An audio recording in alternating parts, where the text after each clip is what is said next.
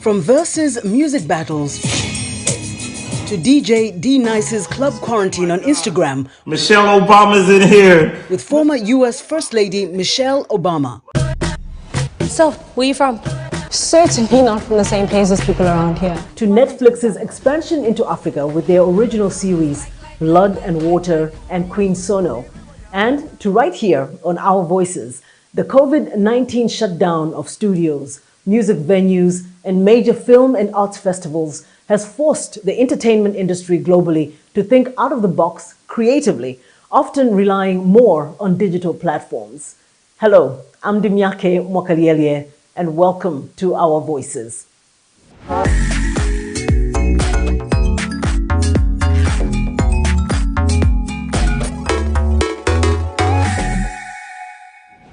This week, we look at the entertainment industry from Nollywood to Hollywood and examine how content is being created and consumed amid the coronavirus pandemic.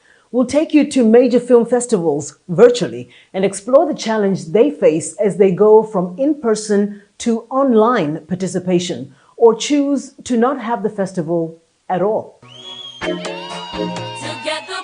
And we'll bring you stories of African artists who are still striving to sing and dance despite the hardship surrounding the pandemic, saying the show must go on. It's time to put a cross on that ballot. We begin in Hollywood as it prepares for the Oscars, with most US movie theaters still closed by the pandemic. To offset lost revenue, some have teamed with distribution companies and created online platforms where viewers can watch new releases virtually.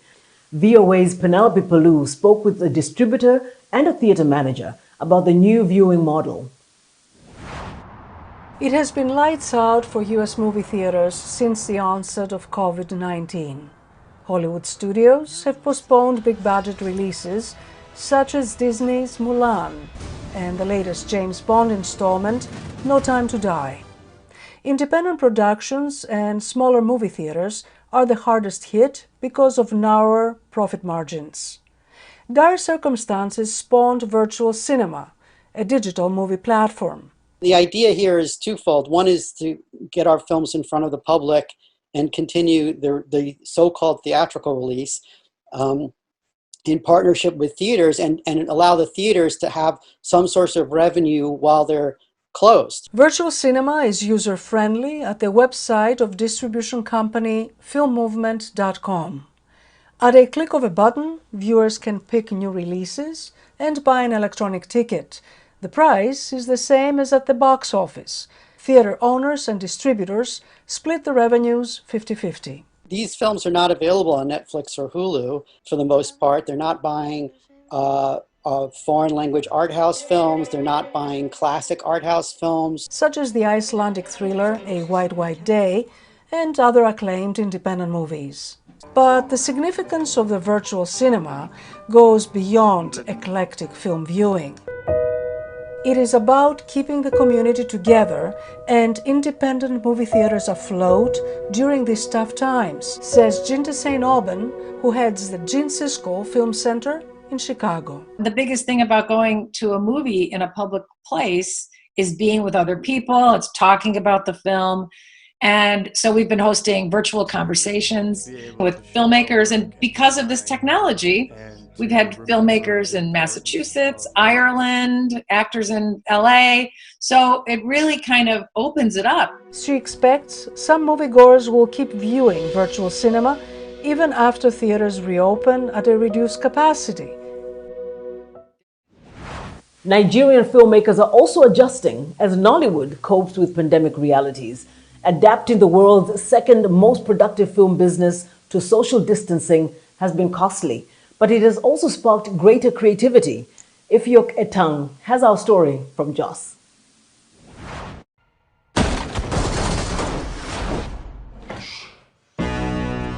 Nigerian comedy siblings, the Ikorodu Boys, went viral in June for their online videos mimicking Hollywood films. Nigeria's own film industry, Nollywood, has also had to get creative with staying productive and safe during the COVID-19 pandemic. Actor Bashir Dati says the coronavirus has cost him a lot of work. This is my first set since this coronavirus started.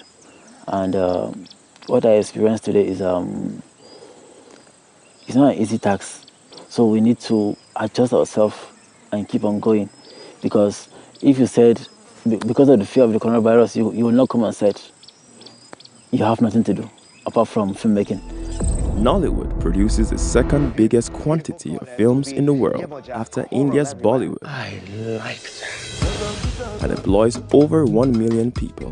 Growing up, but the coronavirus shut down cinemas globally and forced many filmmakers to delay productions. Recently, there's been this whole conversation about what is going to happen, what are filmmakers supposed to do, and we're having this conversation that right now, before you get on set, you have to test your cast and crew, you have to isolate them in a particular place for maybe 14 days and all of that before you get on set. So there's been a lot of spike in the budget that filmmakers would normally spend.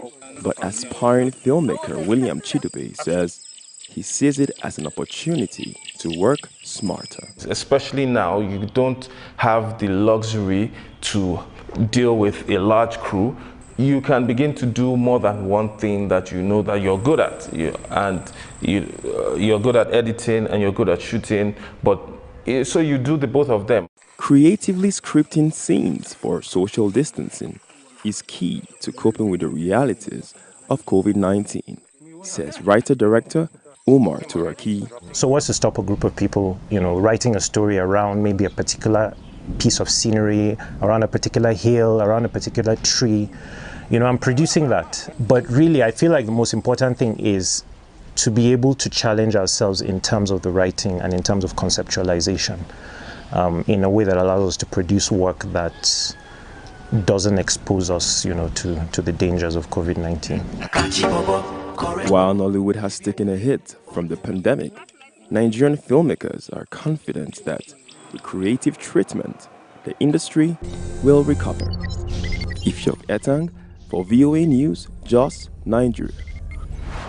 Nollywood has long dominated the African film market, but the American online streaming giant Netflix is expanding its reach on the continent. Senior executives at Netflix say they are collaborating with African telecom operators to increase subscribers.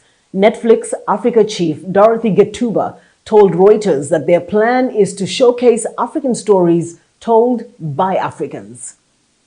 We just want to bring the best-in-class content from our local storytellers to our audiences around the world. Because the African continent is very rich in storytelling. We have a great oral storytelling culture, and we enjoy telling amazing stories. We want to tell amazing stories in different languages. People have different tastes. We just want to cater for this different people, both in Africa and around the world. With high expectations for a thriving market, Netflix is facing challenges of an underdeveloped online payment infrastructure and insufficient internet bandwidth in some parts of Africa.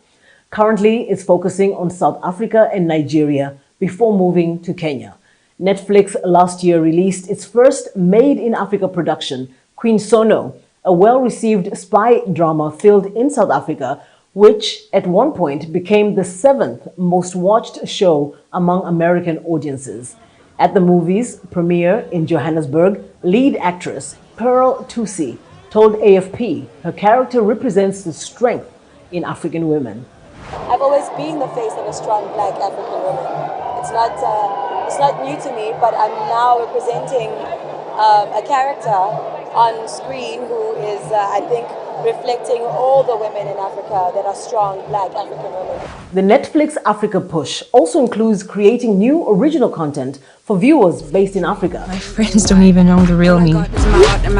With Blood and Water, a lavishly filmed high school drama series full of mystery, romance, and teenage drama filmed in Cape Town.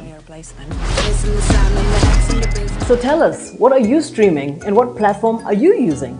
And remember, you can watch us too on Facebook, Instagram, and Twitter. Use the hashtag VOA Our Voices. After the break, we'll take you to social distant art and music festivals in South Africa and Kenya. We'll be right back.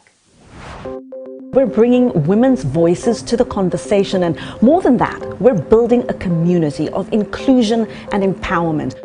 Here in Kinshasa, campaigns to raise awareness against the spread of coronavirus are common, but getting that information to people who have no access to water, electricity, or money can be a challenge. We are here at Kalerwe Market in Uganda, Kampala, where in this whole market, women are crying out for their situations to change. For women, it will be better for us. I think a big thing for me is just being able to say that when these protests are happening, does it turn around into policy? Our kids are raped every single day. This movement got the government to listen. It really was powerful because it showed what is possible when men and women band together and say enough is enough. It's not necessary anymore to climb on a car.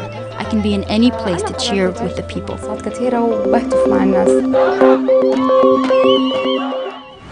Welcome back. You're watching Our Voices. FESPACO is Africa's largest film festival. Launched in Ouagadougou in 1969, this year's event was cancelled by the pandemic, denying filmmakers the exposure of more than 400 screenings. But there are other venues for New African Film. The American Film Institute's New African Film Festival, for instance, is going online.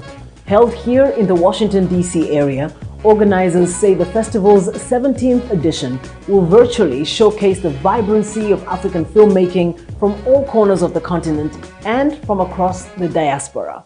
Other festivals are taking the in-person route by embracing social distancing. South Africa held its annual International Public Art Festival in February, despite the pandemic. Turnout was low, but those attending welcomed the street festival as a chance to get out of the house, as Vinicius Assis reports from Cape Town.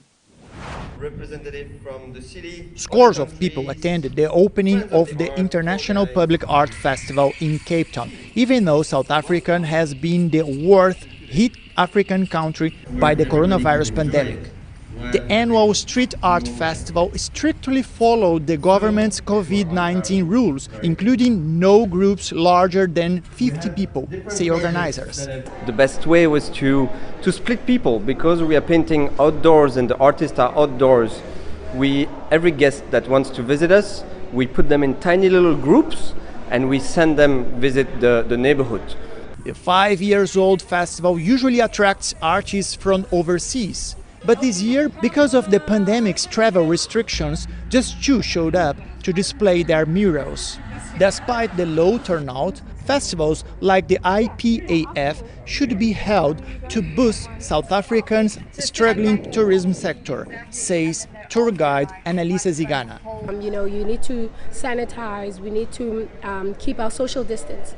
If we keep to those regulations, then I think it's still okay. So we can continue with the festivals, but just make sure that we keep to the regulations. Yeah.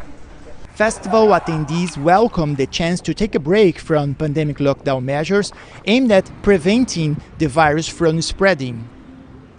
The fact that it's still happening, even the pandemic is still going on, and I feel like we are in need of this. We are in need of being out, of interacting with people, even if we have the mask. This year's International Public Art Festival displayed over 100 murals and focused on 3 points: creativity, sustainability, and safety. Vinicius Assis for VOA News, Cape Town, South Africa. Kenya also hosted a socially distanced music festival where people enjoyed live bands from their vehicles.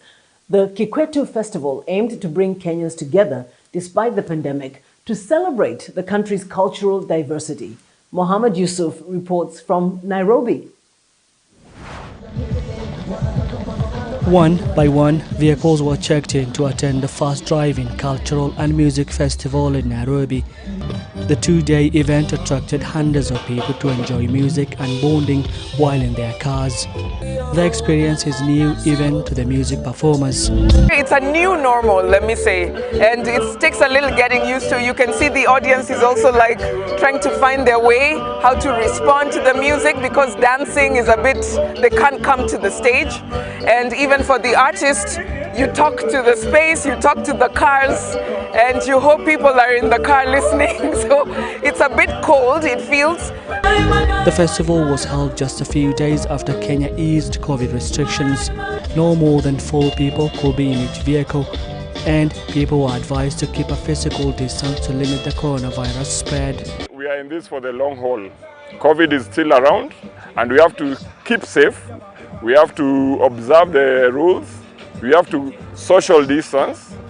So we don't have a choice but to look for ways of making sure that our people can consume our products like music or events in a safe way.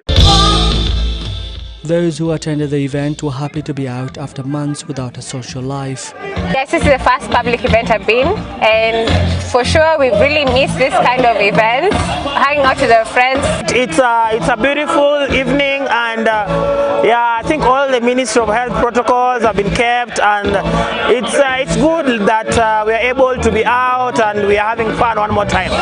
The first time after 7 months that there is an event like this. I love it. And it's a beautiful day, beautiful weather, it couldn't be better, excellent music. What more do you want? The event went into the night, but it won't be long before the enjoyment is cut short by the nighttime curfew, which is still in place until later this year. Mohammed Yusuf for WEWE News, Nairobi. With 1-minute movies shot on mobile phones, a new film festival in Tunisia is helping emerging filmmakers from Africa share their talents and their stories. Betty Ayoub brings us this story. 51 films from 23 African countries were screened at Mobile Film Festival Africa. Founder Bruno Smadja explains what makes this event appealing to young African filmmakers. Mobile Film Festival Africa is a new edition we have launched in 2020, and that is completely and fully dedicated to young and talented filmmakers in Africa, being resident in Africa. Because coming from a format which is pretty unique, 1 mobile, 1 minute, 1 film, I always had the feeling that we are matched for Africa. Because we were answering to a reality of the use of mobile phones, and also a desire of young and talented filmmakers all over Africa to be able to express themselves. The festival includes movies focusing on challenges facing young people relating to gender, ecology, human rights, history, politics, and the COVID-19 pandemic. Tunisia's Hussam Ben Hamza won Best Screenplay for his film Asunder. I have participated in the competition of the Mobile Film Festival Africa with the film Asunder. It is a 1-minute film like the other films in this competition, filmed by a phone with very simple resources. The movie talks about differences between people and how these differences can lead to the decay of these societies. This is the general theme of the film. Festival organizers made all the films available for the public online. Winners at the festival receive 18,500 euros in production support offered by the festival. Senegal's I'm Freedom by Marcel Moussa Diouf won the festival's Africa Grand Prize. This Is All I Have by Loridon Kabasele from Democratic Republic of the Congo won the Francophone Film Prize. 3 amateur Tunisian filmmakers won awards for Best Screenplay, Best Documentary, and Best Staging. You can check out the films at mobilefilmfestival.africa. Theatrical productions have also been closed by coronavirus. On Broadway, theatres are expected to remain closed at least through the end of May. On London's West End, producers say their performers will remain suspended until it is safe to reopen. For some small productions, the show is going on, well, online. South Africa's Market Theatre is now entirely online because of coronavirus restrictions. Obstacles are nothing new for this small institution, often known as the theatre of the struggle, for its flouting of apartheid-era laws. Now they hope their artistic message, touching on local and global events, will resonate beyond the African continent. VOA's Anita Powell has more from Johannesburg.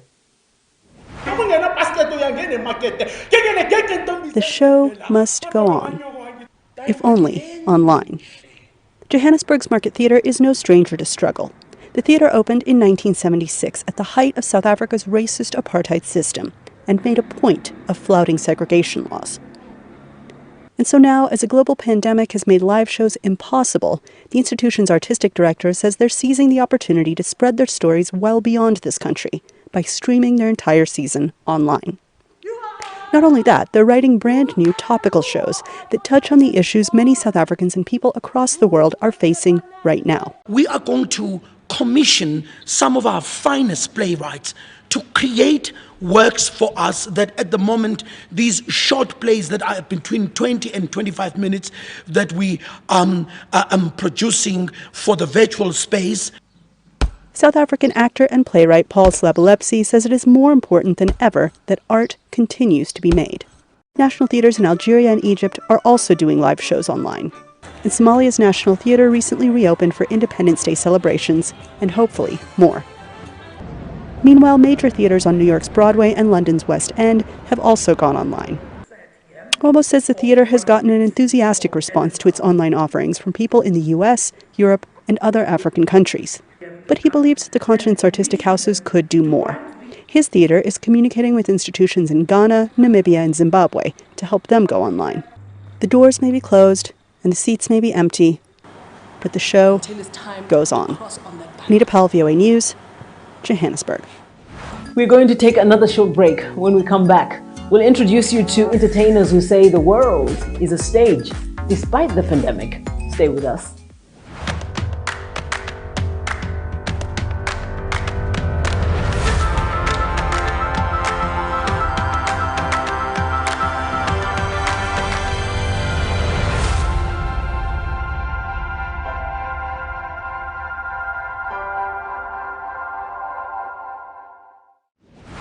You're watching Our Voices. Welcome back. A Kenyan music producer is taking his work to remote villages to record up-and-coming artists on location to offer something new and different for Kenya's competitive music industry. Juma Majanga caught up with producer Presto George in Awendo, Kenya, and filed this report. Alex, can we record? Kenyan music producer Presto George imagined how difficult it must be for village artists to get their songs on the radio, let alone become famous. And that's where George found his calling. I thought it wise to bring these studios to the local people so that at least they can compete or they can sell their products. George takes everything he needs to record complete albums on location in remote areas in just a few days. From soloists to church choirs, this traveling producer's goal is to find music that otherwise wouldn't get distributed. It will make us to air out the good talents that we have, which could not be heard at all. Making his clan's dream a reality can come at a cost for George, as many village artists cannot afford to pay for production. But George says it is worth the risk to discover up-and-coming talent that would otherwise get missed by Nairobi's big production houses. If you want to be successful in the music business, you have to move to Nairobi, unfortunately. So the idea of moving studio, that's a very brilliant idea. You take the studio to the people so that they can get that quality. We should do more of that so that we can empower the local artists. Kenya's music industry insiders say success comes down to technology and the popularity of artists. George says he is confident his traveling studio can get ahead of competition. Juma Majanga for VOA News, Awendo, Kenya. And finally, one of the biggest challenges in getting past COVID is making sure people get vaccinated. One South African youth choir is trying its own way to convince people to get the shot, as Roman Chanson reports. With schoolwork done for the day, members of the Ndlovu Youth Choir assemble on a stage in Mutse, a village in South Africa's northernmost province, Limpopo. The pandemic locked down the touring group for much of 2020, but its members have a message to get things moving again, as singer Thuisil Masanabo explains. As musicians, we could help get the word out, as like to encourage people to take vaccines, because people relate more to music. Since 2009, the choir has provided music training to disadvantaged youth from ages 14 to 25 as a route to more opportunity. The choir has won international acclaim, in part after it was invited to audition for the America's Got Talent TV show in 2019 and wound up among the finalists. In the fight against COVID-19, the choir delivers public health messages through the song Jabba Jabba. The lyrics also call for people to wash hands and fight false information. Last year, after a show cheered by tennis superstar Roger Federer, the choir was forced by the pandemic to cancel 7 international concerts. Artistic director Ralph Schmidt found refuge in the recording studio. So we used the time to develop new repertoire, to tighten the show, tighten the choreography, develop new soloists, and also create new materials, which resulted in our album, which we released last year. Rise, as it's called, was named South Africa's best contemporary album for 2020, and Ndlovu has reinvented itself with online performances, installing a green screen in its theater to visually transport the choir for virtual concerts. But singer Lwandile Felicia Shabalala misses performing in front of a live audience. The choir is supposed to entertain people, and then when we couldn't do that, it was like kind of sad for us. So that's why it was so tough, and it still is, but it's much better, and we hope that COVID will end soon. COVID-19 has claimed more than 50,000 lives in South Africa, a higher toll than elsewhere on the continent. Singer Sandile Majola sees a need for the choir's infectiously upbeat songs. We know the secret, which is music. So that's what we use to heal the world and to heal ourselves. The Ndlovu Youth Choir is rehearsing more music to lift up audiences. It's traveling within South Africa now and preparing to go abroad once travel restrictions ease. For Romain Chanson in Mutse, Limpopo Province, South Africa, Carol Gunsberg, VOA. That is our show for this week. I'm Dimyake Mwakalielye. On behalf of my colleagues here at VOA, until next time, stay safe.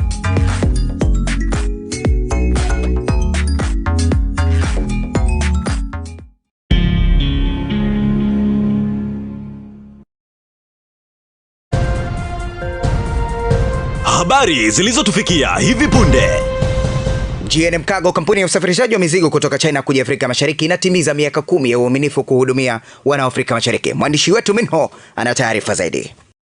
Kama unavyoona, tuma pesa zako kwa wakala wako China. Kazi nyingine tuachie sisi GNM Cargo, tukupakilie mzigo, tukusafirishie kwa niaba yako, tukague kwa niaba yako kwa bei nafuu.